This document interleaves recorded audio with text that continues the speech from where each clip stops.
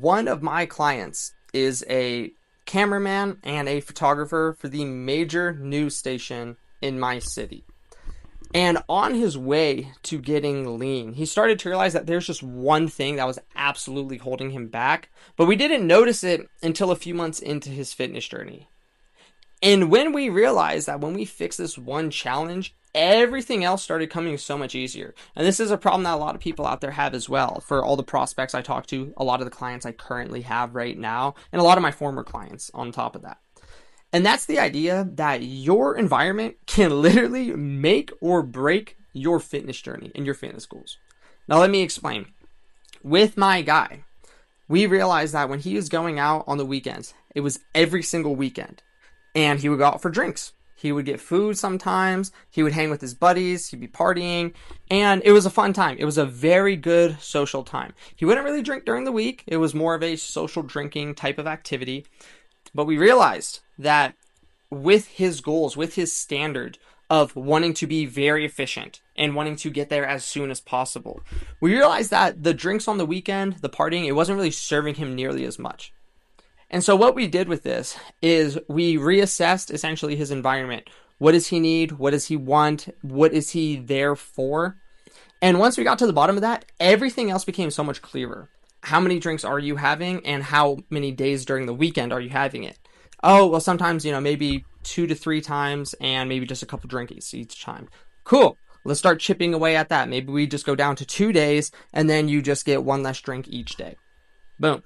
So we just started chiseling away at what was actually going on. And now we realized, he said, hey, coach, I want to keep going and I want to continue to get there faster. If you want to get there the fastest, you are going to have to cut this alcohol out completely if you truly want to get there fast.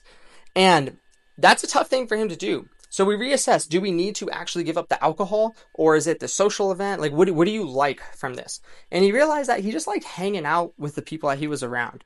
And when you're hanging out with a bunch of people that you actually genuinely like, you don't need alcohol to switch up the chemistry in your brain to allow you to actually have fun. Because if you're just going out with a certain group of people to essentially just drink, and that is how you find your entertainment, those probably aren't your actual people, and you probably don't actually have a lot of love and care for them if you can't hang with them without drinking. And so he realized that even just the comments he was getting as he started to build more muscle and started to lean out, people would start having these comments and people wouldn't really be in support of him at first, and they would kind of give him crap, almost to try to sabotage him with his goals. Hey, just have 1 drink, dude. What are you being a wuss for? You're never like this. Be like the rest of us. And he realized that he didn't want to be like the rest of them, because the rest of them are essentially, overweight or just not in shape or just doesn't have the physique that he is going for. So why would he listen to someone who is in a position in which he no longer wants to be in? The problem with that is when we are in these inner circles and we're having our social time with people that we are just accustomed to hanging out with, it becomes so easy for us to just get comfortable with that. And it becomes even harder to break out of that too. Because it's not that you need to just drop people all the time, just cut people out of your life, especially if you're just on a different journey. It's just you have to be very realistic with where you're going and what you are trying to do. Especially when you tell somebody, oh yeah, I'm actually trying to lose weight right now. I'm trying to build muscle. And then they think, oh yeah, they kind of write it off. And they think, yeah, good luck. You're not going to make that. So why should I care about that?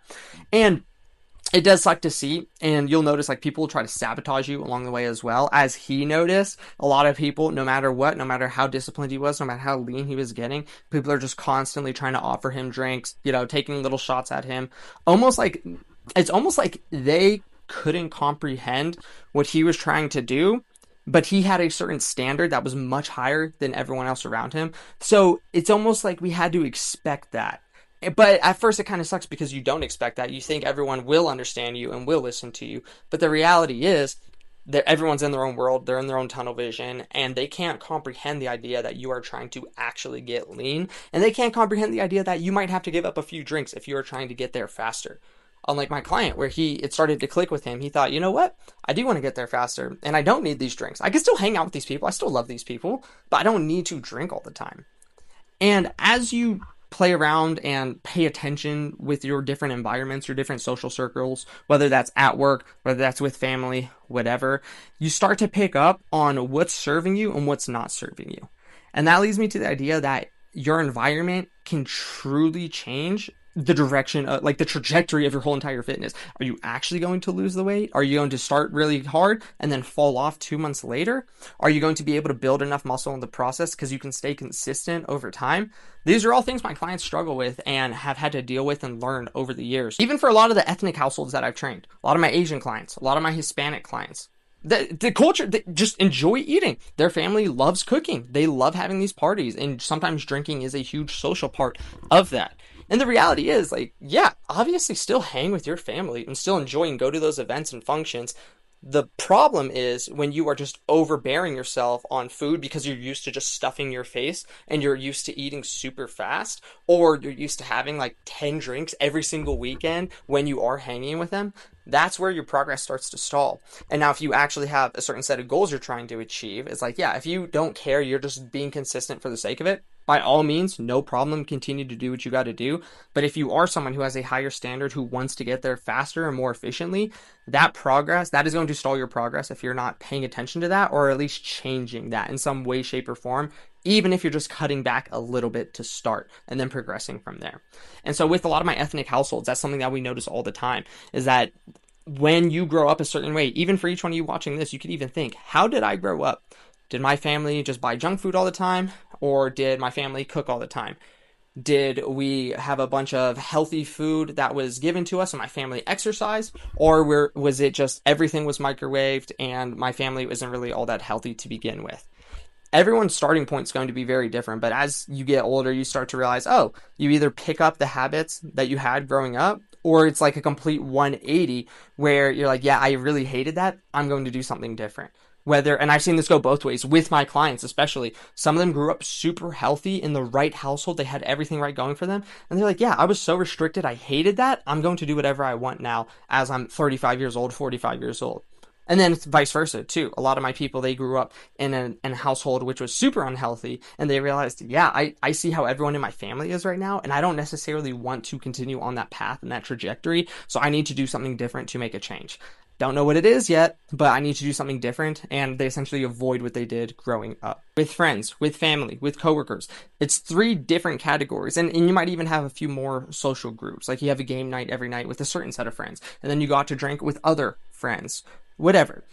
Every single circle is going to act a little bit different, but you have to realize and stay firm to your goals, because realistically, if you tell someone what your goals are and they take a couple shots at you, you have to say, well, yeah, like, I know you're in support of my goals, and like me having these couple drinks right now, me ordering that kind of food right now, it just doesn't serve my goals. So like, I appreciate you being my rock and actually holding me accountable to this. So can I trust you to do that? Even just little things like that, where you're communicating to them in a different way, where it's not like a F you conversation. It's more of, hey, can you help me reach my goals? I want you to help be my rock and just be my foundation at every time I come out on Friday nights or whatever. And it becomes a lot easier for people to understand and want to help you. It's kind of like if you're ever in the gym and you ask someone to spot you, they say, oh, yeah, it's almost like a compliment to them. And so when you tell that to somebody, you put them in a position of, hey, I trust you, I like you, I know you can help me do this, you are a strong person. Can you help hold me accountable to reach my goals? Help me do things that serve me to reach my goals. You don't have to do it. You don't have to reach my goals, but I want to reach my goals and I need your help.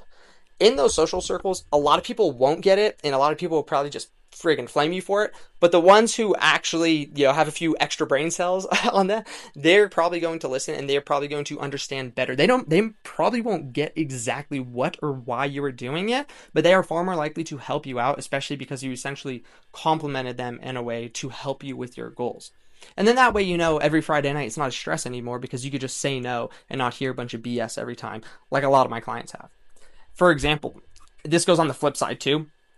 One of my buddies, he is already 30 pounds down within the past, I think, 3 or 4 months, maybe, if I remember correctly. He's an EMT, so he's doing a lot. But the difference is with him, he has a buddy right now that when they're working together, they're going to the gym on their downtime and their free time. And they're going to the gym consistently. And so as you have people around you that are more on the same journey you are, it becomes a lot easier to get lean and a lot easier to build muscle and a lot easier to lose fat.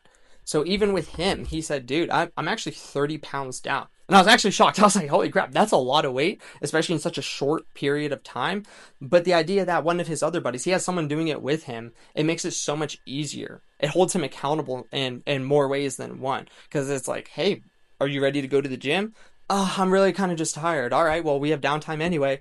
Let's go ahead. And when his buddy's not feeling it, he's feeling it, and vice versa. So once you assess your environment, you see, is this serving me? Is this not serving me? What can I change? What's realistic to change? But obviously, you still want to live your life and have fun. So what can you do in that process? As you start to avoid the things that aren't serving you, you'll start to find more things that are serving you and more people that are in the same direction or heading in the same direction that you are, like my buddy, for example. And as you continue to cultivate that community of like-minded people and just friends on the same path, family on the same path, you not only inspire them to make a change in their life and to get healthier, but you also are held accountable in your own sense, and you stay motivated more often. Now, obviously, you can't rely on motivation forever, but it is a good boost. Like when you are motivated, you should totally take advantage of it, especially if you have someone going through that with you.